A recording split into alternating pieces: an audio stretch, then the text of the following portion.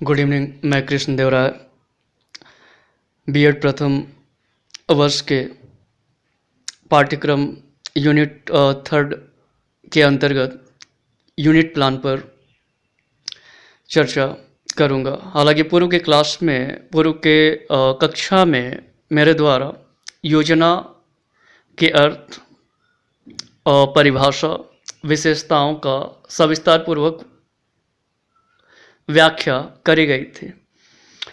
वर्तमान या फिर आज के क्लास में या आज के वक्तव्य में मेरे द्वारा इकाई योजना के टॉपिक पर चर्चा की जाएगी। हालांकि मोटे तौर पर मैं बता दूं कि इस इकाई योजना के मोटे तौर पर निम्न बिंदुओं पर मैं अपने विचार को प्रस्तुत करूंगा, जो इस प्रकार होंगे: इकाई का अर्थ, इकाई की परिभाषा, इकाई योजना का प्रारूप, इकाई योजना की विशेषताएं, इकाइयों के प्रकार एवं अंतिम तौर पर इकाई के विभिन्न सोपान पर चर्चा करी जाएगी।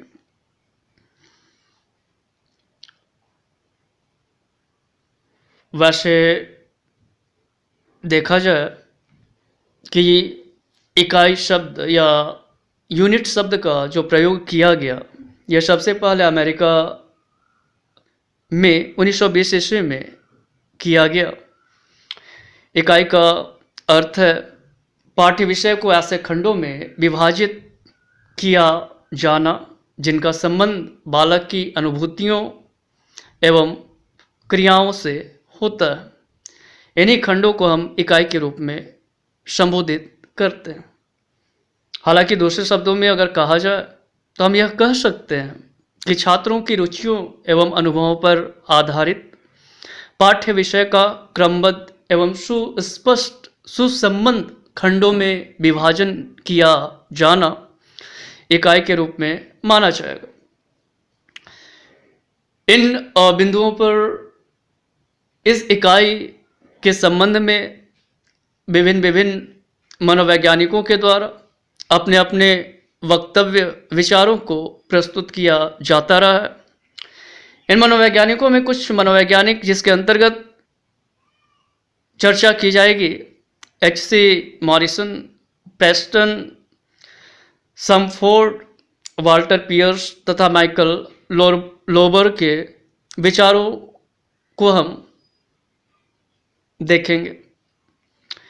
प्रेस्टन के द्वारा इकाई को निम्न रूपों में प्रस्तुत किया गया: इकाई संबंधित विषय वस्तु का ऐसा क्षेत्र है जिसका छात्र अध्ययन कर सकता है। एच.सी. मॉरिसन के मुताबिक इकाई वातावरण विज्ञान, कला या व्यवहार का कोई व्यापक महत्वपूर्ण अंग होती है जिसे सीखने के फलस्वरूप व्यक्तित्व में सामंजस्य को स्थापित किए जाने की कवायद होगी।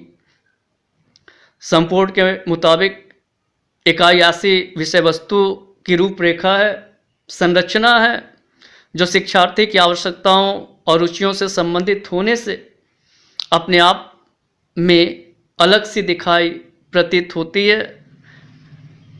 जबकि वाल्टर पियर्स तथा माइकल लोबर के मुताबिक इकाई योजना अध्यापक द्वारा पूर्व चिंतन की शिक्षार्थी शिक्षण के एक अंतराल में क्या प्राप्त करेंगे तथा कैसे सफलतापूर्वक प्राप्त करेंगे के संदर्भ को प्रदर्शित करती है, फलीभूत करती है। आगे अगली जो चर्चा की जाएगी, इस परिभाषा के पश्चात यह देखा जा सकता है कि इकाई योजना का फॉर्मेशन अर्थात इकाई योजना की जो संरचना होगी वो किन किन संदर्भों में किया जाता है। पहले तौर पर इसे जो विभाजित किया जाएगा या प्रस्तुत किया जाएगा परिचयात्मक पक्ष के रूप में, जिसमें निम्न बिंदु होंगे: कक्षा, विषय, इकाई, इकाई संख्या, इकाई शिक्षण हेतु कालांश, आवृत्ति हेतु आवश्यक कालांश, मूल्यांकन हेतु आवश्यक कालांश। कक्षा जैसा कि कहा जा सकता है, कक्षा का अर्थ वर्ग से विषय किस अनुशासन से संबंधित होगा, इकाई किस यूनिट का से होगा, इकाई संख्या, इकाई शिक्षण हेतु कालांश, आवृत्ति। आवृत्ति का तात्पर्य है पुनः फिर से दोहराया जाना, मूल्यांकन हेतु आवश्यक कालांश। उसके पश्चात उप इकाई। उप इकाई का तात्पर्य ही है इकाई को छोटे रूपों में उप इकाई के रूप में विभाजित या उपखंडों के रूप में विभाजित किया जाता है, शिक्षण की प्रक्रिया को सरलतापूर्वक संचालित करने के हेतु। अगले तौर पर शिक्षण बिंदु अर्थात पढ़ाए जाने के दौरान किन किन बिंदुओं पर बल दिया गया है, महत्व दिया गया है। वैसे तो शिक्षण बिंदु के संदर्भ में दो बातें आवश्यक होंगी, महत्वपूर्ण होंगी। एक शिक्षक होने के नाते जो इस प्रकार हैं, विषय वस्तु पर अधिकार अर्थात जिस विषय को पढ़ाया जाना है, जिस विषय पर चर्चा की जानी है, जिस विषय पर अपने विचारों को रखा जाना है, उस विषय पर शिक्षक का नियंत्रण होना चाहिए। विषय सेकंड तौर पर कहा जा सकता है विषय वस्तु का विश्लेषण।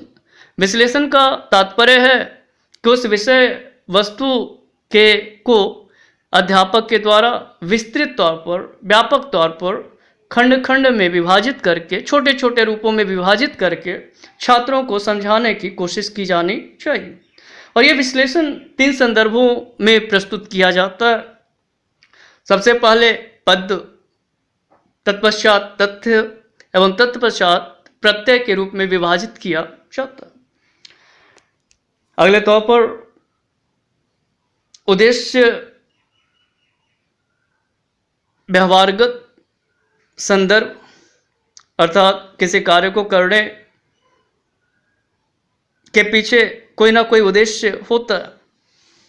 अर्थात एक अध्यापक होने के नाते पढ़ाए जाने के दौरान अध्यापक के द्वारा किन उद्देश्यों को सुनिश्चित किया गया है के संदर्भ को परिलक्षित करेगा।